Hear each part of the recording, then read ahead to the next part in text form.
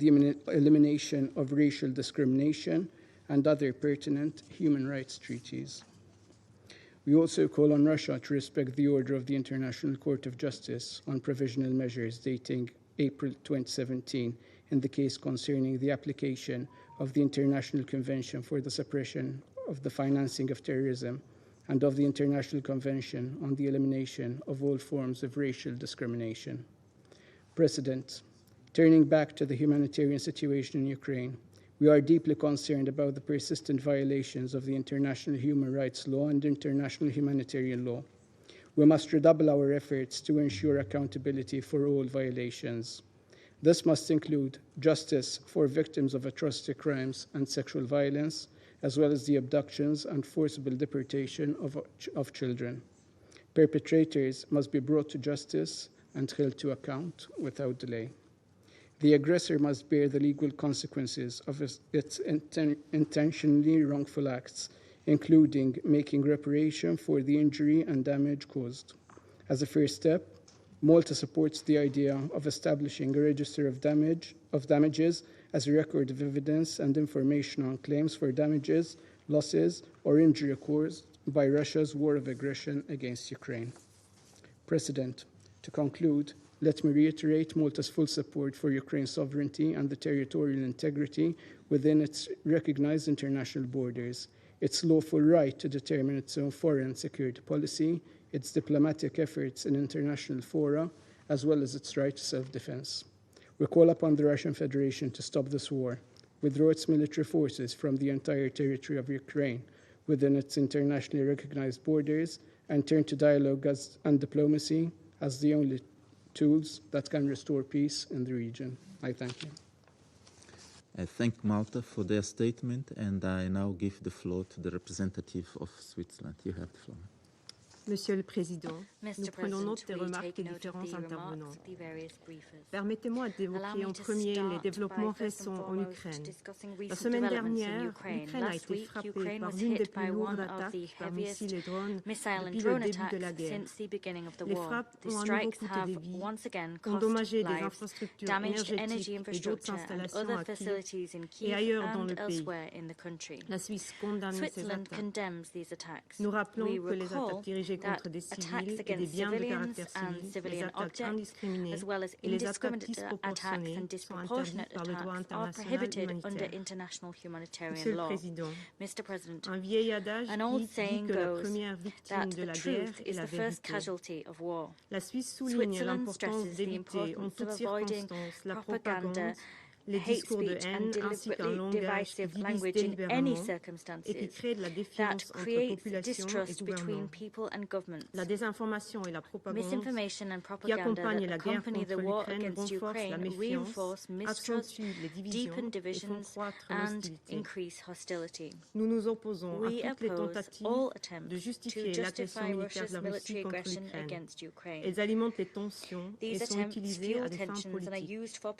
Nous rappelons la position ferme de l'Assemblée générale des Nations Unies contre cette guerre et la décision rendue par la Cour internationale de justice ordonnant le retrait immédiat des troupes russes du territoire ukrainien. La condamnation claire de cette agression repose sur les principes de la Charte des Nations Unies et de l'ordre juridique international en vigueur et n'est pas dirigée contre le peuple russe. La Suisse condamne cette violation grave du droit international et soutient pleinement la souveraineté et l'intégrité territoriale de l'Ukraine.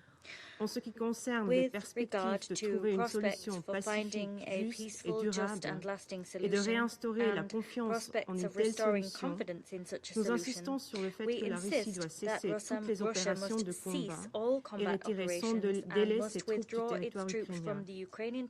Le respect du droit international, la recherche de solutions diplomatiques et l'obligation de rendre des comptes pour toutes les violations du droit international sont essentielles pour atteindre cet objectif. Monsieur le Président, les informations fabriquées et diffusées pour nuire ne pourront jamais constituer la base d'un dialogue franc et constructif. En tant que membres du Conseil de sécurité, nous avons une responsabilité particulière de nous abstenir et de nous opposer à toute rhétorique préjudiciable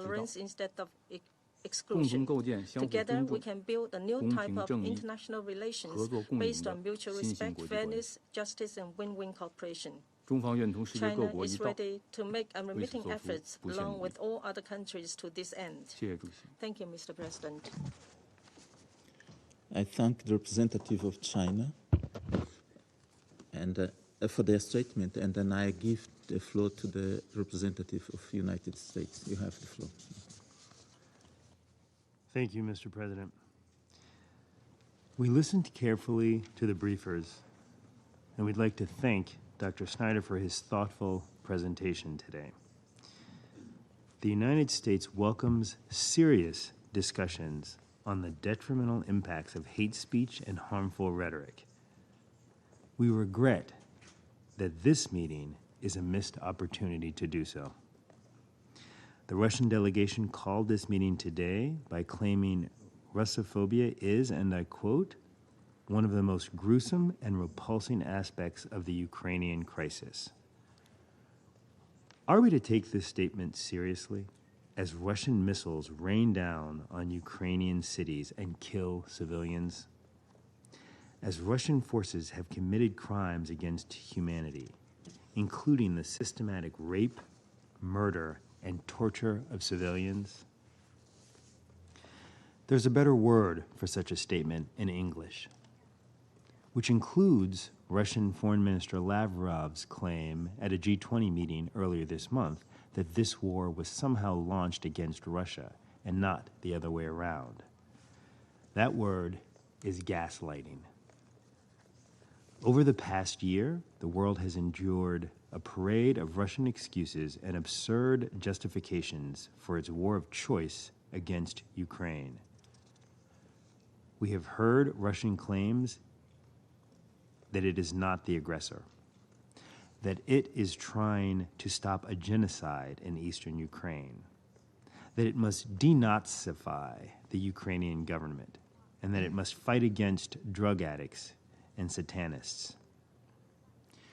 No matter what today's obfuscating excuse is, it cannot hide the fact Russia is not the victim it pretends to be.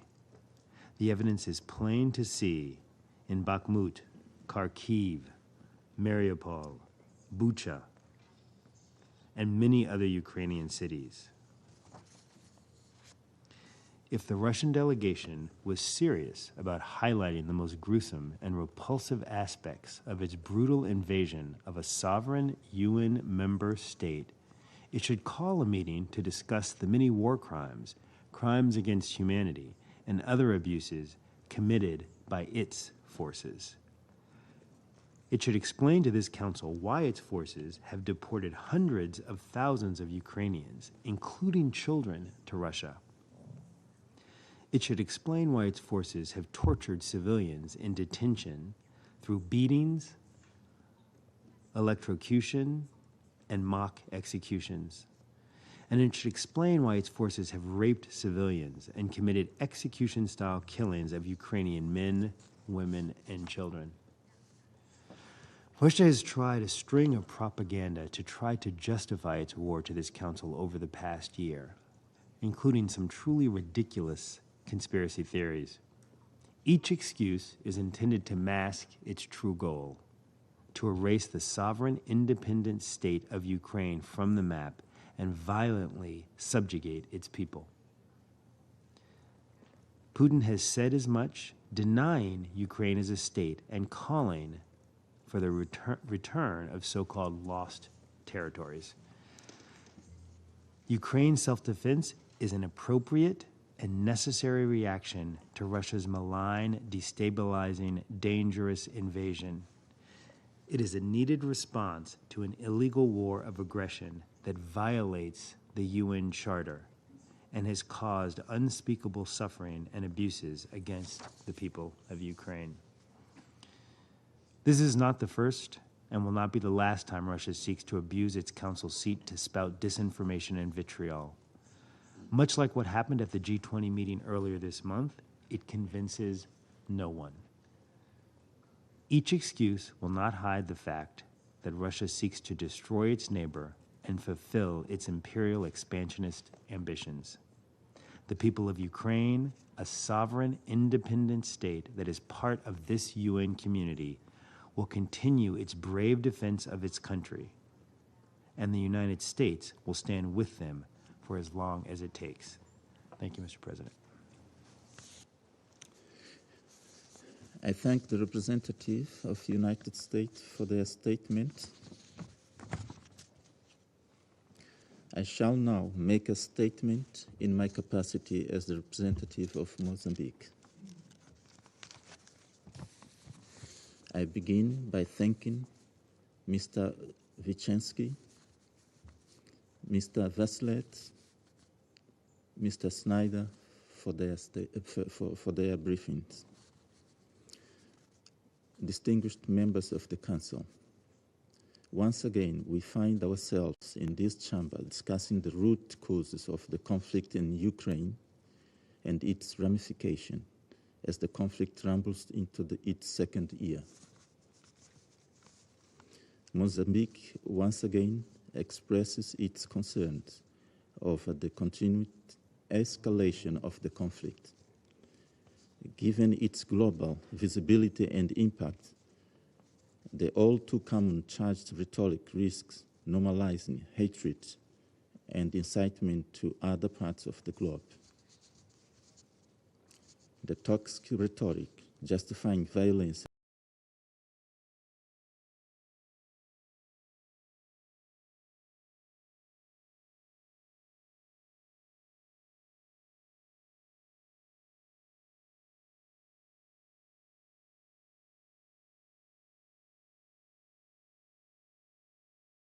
the world simply cannot allow this situation to escalate further. Mozambique wishes to remind all parties that harmful rhetoric and incitement not only violate international law, but also breach various UN and Security Council resolutions. Mozambique calls upon all parties to refrain from using language which incites violence, discrimination, or hostility against individuals or groups, and urges them to promote a culture of tolerance, respect, and understanding. The UN Secretary, who just returned from Ukraine, said, and I quote, "We must reject hate speech, incitement, and the manipulation of truth that underpin so many divisions in our world," end of quote. We all in this chamber agree that war cannot be the solution. We therefore urge the respective leaders to fully commit towards a peaceful resolution in line with the tenets of the UN Charter. Therefore, Mozambique reiterates its call to all involved parties in the conflict and the international community at large to work together towards finding a peaceful and negotiated solution to the Ukrainian conflict.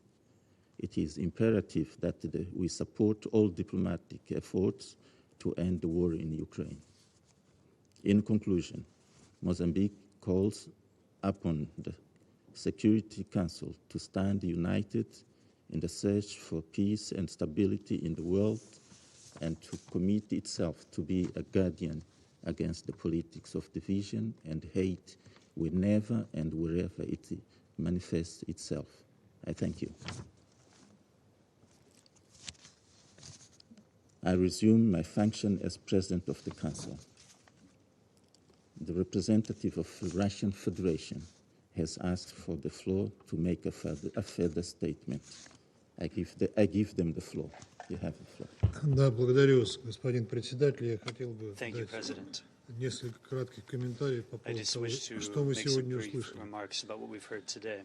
Некоторые наши коллеги Some of our предприняли colleagues энергичную, но spoke. неубедительную попытку найти They в российской attempted energetically медиасфере but примеры unconvincingly to ненавистнических bring высказываний examples об Украине и of украинцах. hateful statements Эмоциональные высказывания кого-то из наших in the политологов national – это, во-первых, их личная remarks of позиция, a politologist. во-вторых, она распространяется не на Rather, there украинцев was a statement вообще, made by a а на politologist that националистов, неонацистов, isn't about и Ukrainians in является general, but ответом на их about русофобские neo-Nazis, взгляды.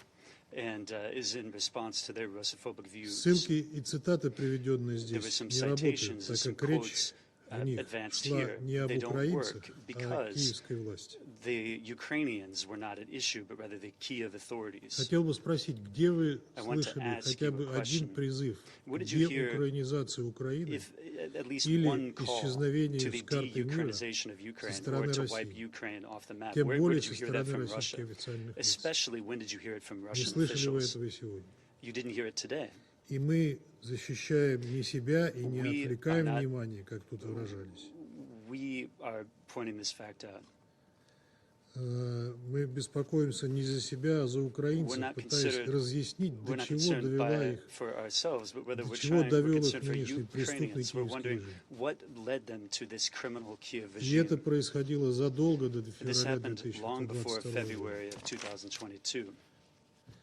Надеюсь, вы не будете ставить на одну It is our доску hope that you мнение won't политологов lump и together the высказывания opinions of высшего руководства politologists Украины, его and официальных the представителей, statements of президента, секретаря the Совета President of национальной Ukraine or the безопасности Secretary и of National обороны, Security, other high officials, глав внешнеполитических the движений, head дипломатов, губернаторов. of organizations, diplomats, and governors. Если же мы начнем копаться в высказываниях If we start to dig into украинских statements политологов и delivered by экспертов, то те Ukrainian цитаты, которые politologists and мы experts, можем then озвучить здесь, the quotes могли бы that we could озвучить voice здесь, here, the вряд ли quotes that we могут быть could озвучены.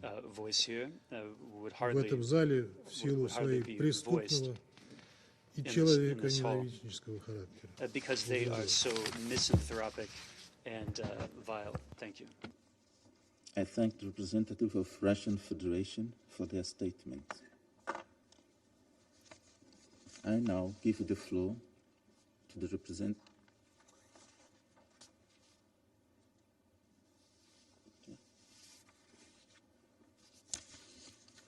I now give the floor to the representative of Ukraine. You have the floor, sir. Thank you. Mr. President, distinguished members of the Security Council, Professor Snyder, whom I would like to thank for a perfect explanation of the imperfect purpose of the initiator of today's meeting. I also recognize the representative of Russia in the permanent seat of the Soviet Union. Mr. President, on Sunday, following a very careful identification process, the Ukrainian authorities finally confirmed the identity of a captured Ukrainian soldier whose brutal execution by Russians immediately after his saying the words "Glory to Ukraine" had been filmed and circulated in internet last week. I would like his name to be pronounced here loud and clear in the Security Council chamber. Alexander Matsievsky from Chernigiv region, a symbol of devotion to his country and dignity in the face of death. Dignity, which is the very essence of the Ukrainian spirit now, is also a term whose Russian equivalent, dostoinstvo, should be definitely marked as archaic in current editions of Russian diplomatic vocabularies. Horrific footage of this execution-style killing has again reminded us of how the hatred kills. A real hatred that has been deliberately fueled for decades, not fabricated stories that we have been obliged to listen to at this meeting. The hatred towards the entire nation that has served as a trigger for breaking into the sovereign country and committing war crimes and crimes against humanity. We will discuss the recent developments on the ground at the meeting on Friday. It was requested well in advance to ensure proper preparation and substantive discussion. It's a matter of regret, although it's not a surprise, that Russia has again responded with spamming and DOS attacks style on the Council. In cyber domain, this is a malicious activity aimed at overloading and thus immobilizing a system by flooding it with superfluous requests. A very precise description of what the Russian delegation does. The Russian spamming manifests its weakness and lack of credible arguments. It's also prompted by fear of accountability for committed crimes and realizing that accountability is imminent. Bucha, Irpin, Izum, Mariupol, dozens of other places with mass graves of innocent people have proved to the power of the Russian propaganda of war in dehumanizing Ukrainians and removing any moral safeguards from the mindsets of Russian soldiers. Ukraine reiterates that propaganda for war and national hatred, which constitutes incitement to discrimination, hostility, or violence, are profoundly harmful and prohibited under Article 20 of the International Covenant on Civil and Political Rights. The history of the past contains powerful reminders of what happened when one nation, poisoned with propaganda of hatred, waged a war of elimination against other nations and peoples. In 1945, this war was ended with the military defeat of the Nazi regime and the process of ensuring accountability. Not only Nazi high officials, military commanders, or diplomats were persecuted at the Nuremberg Tribunal, but propagandists as well. As a tribunal established in its judgment against Julius Streicher, the Nazi top propagandist, I quote, "In his speeches and articles, week after week, month after month, he infected the German mind with the virus of anti-Semitism and incited the German people to active persecution." End of quote. The Nazis made allegations of oppressions against Germans abroad one of the centerpieces of their propaganda. False claims about discrimination of Germans were used as a justification for the aggressive expansionism, annexations, and atrocities. So many similarities with the Russian course of action, including here in the Security Council, make it clear that the Kremlin criminal regime should also find itself in the docks after the military defeat in Ukraine. It will be up to the future tribunal to establish the accountability of all responsible for issuing criminal orders, implementing these orders, and whitewashing them for internal and international audiences. That tribunal should also facilitate in Russia a process of moral penance and deep reflection on the role of this country and its army in the atrocities committed in Ukraine. If underpinned with trials, remembrance, education, and reparations, this reflection would once result in Russia's return to the family of civilized nations and its commitment to never repeat the horrors of the war against Ukraine. Mr. President, to let this happen, we should ensure that those responsible for the crime of aggression, war crimes, and crimes against humanity do not escape justice. In this regard, Ukraine calls upon all member states to engage actively in the process of ensuring justice for all victims of the Russia's aggression, to hold perpetrators accountable. I thank you. I thank the representative of Ukraine for their statement. I now give the floor to Mr. Timothy Snyder to respond to comments. You have the floor. Thank you, Mr. Chair. It's been a pleasure to be with you and among diplomats. The Russian representative saw fit to ask me for sources, and I am very happy to oblige. If we are concerned about sources from statements of high officials of the Russian Federation, I refer the Russian representative to the website of the President of the Russian Federation, in which he will find speeches by the President of the Russian Federation denying that Ukraine exists on the grounds that Ukraine was invented by Nazis, on the ground that Ukraine was invented by communists, and on the grounds that a Viking baptized himself 1,000 years ago. I do not comment on the historical validity of these arguments. I simply point out that this is a matter of public record, that these are the statements of the President of the Russian Federation. Likewise, Dmitry Medvedev, a member of the Russian Security Council, on his Telegram channel, repeatedly makes the kinds of directly genocidal remarks that have been discussed today. With respect to Russian state television, it's very important to note that I was simply quoting Russian state television. Russian state television is an organ of the Russian state. As the president of the Russian Federation has himself said, it represents Russian national interests. The statements made on Russian state television, therefore, are significant not only as expressions of Russian policy, but also, as has been said, as a mark of genocidal motivation for the Russian population. This is true to such an extent that the presenters on Russian television themselves have worried aloud about the possibility that they could be prosecuted for war crimes. So I refer the representative of the Russian Federation to the video archives of Russia's state television channels. For those of you who don't know Russian, I refer you to the excellent work of Julia Davis. Julia Davis has assembled an archive of relevant Russian video material. If the sources in question are about the actual Russian atrocities in Ukraine, the simplest thing to do would be to allow Russian journalists to report freely from Ukraine.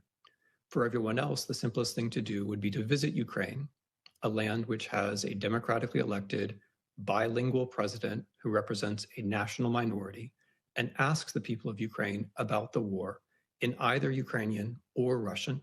Ukrainians speak both and can answer you in both. The representative of the Russian Federation saw fit to attack my qualifications.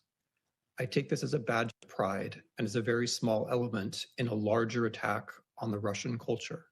My work has been devoted, among other things, to chronicling the mass murder of Russians, including at the siege of Leningrad. I've been proud over the course of my career to learn from historians of Ukraine, Poland, Europe in general, and also historians of Russia.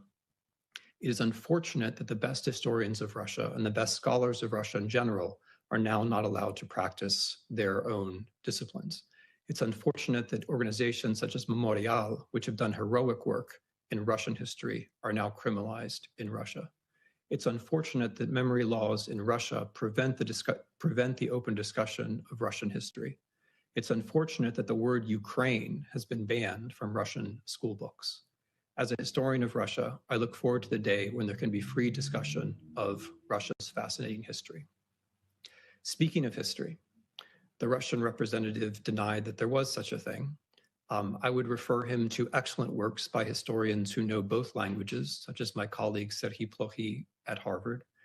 I would refer people in general to my open class at Yale, which makes the point about Ukrainian history more eloquently than I can here. But more fundamentally, I would like to thank the Russian representative for helping me to make the point that I was trying to make in my earlier presentation. It is not for the representative of a larger country to say that the representative of a smaller country has no history. What the Russian representative said is that whenever Ukrainians in history or at present claim that they exist, that is Russophobia. As I've been trying to say, that is a colonial attitude. The big power does not have the right to say that the small power has no history. The claim that a country has no history is genocidal hate speech. And in that sense, I think, and only in that sense, this session has been useful. Thank you very much. I thank Mr. Snyder for his comments, and I now give the floor to the Russian Federation. The Russian Federation has asked for the floor to make a further statement. I give them the floor. You have the floor. Господин председатель, я не планирую вступать в полемику с профессором Снайдером, потому что, во-первых, он не ответил на мои вопросы, а он нам просто дал повторный брифинг. Кстати, профессор Снайдер для вас сведения, я читал книги Сергея Плохова. Так, чтобы вы знали об этом. Но когда выйдет протокол наших заседаний, я отмечу те вопросы, на которые вы отказались отвечать, и которые вызвали не только недоумение, но и отторжение с моей стороны, когда я услышал ваши комментарии первичные. Поэтому давайте не будем превращать это в полемику между мной и профессором Снайдером. Мы найдем способ, как ответить профессору Снайдеру другим путем.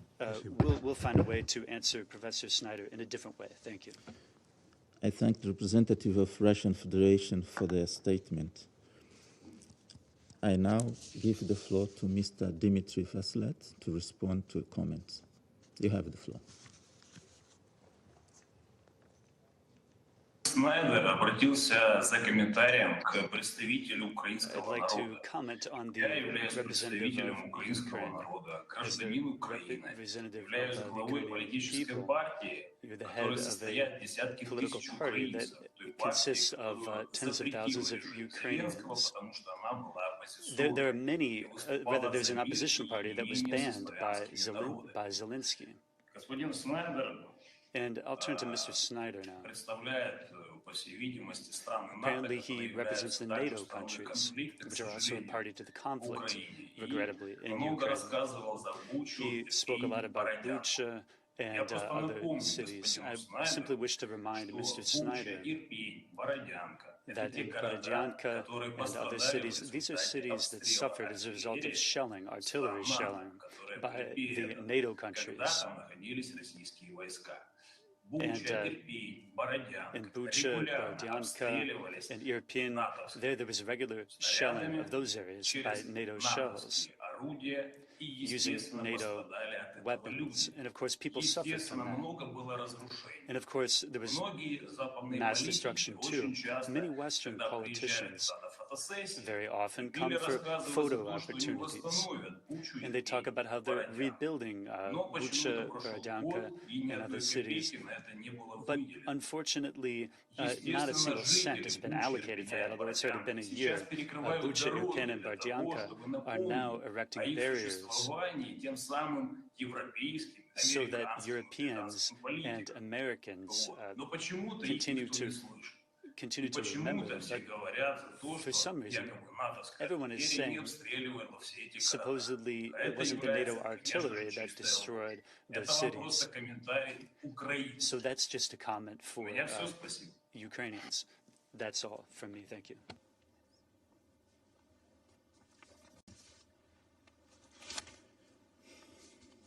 I thank Mr. Vaslet for the comments provided. And there are no more names inscribed on this list of speakers. The meeting is adjourned.